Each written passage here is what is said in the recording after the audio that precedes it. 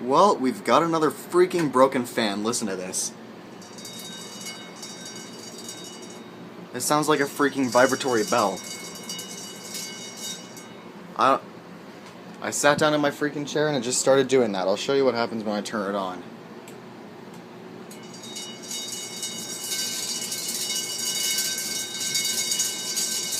It legit sounds like a bell.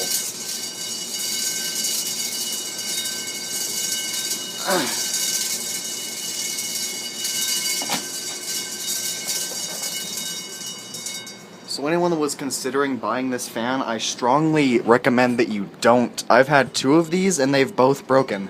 You can actually see a screw right there. What the freak? I'm gonna be on the 5th ceiling fan that's been in this room now. And it's not gonna be another Windward, I'll tell you that.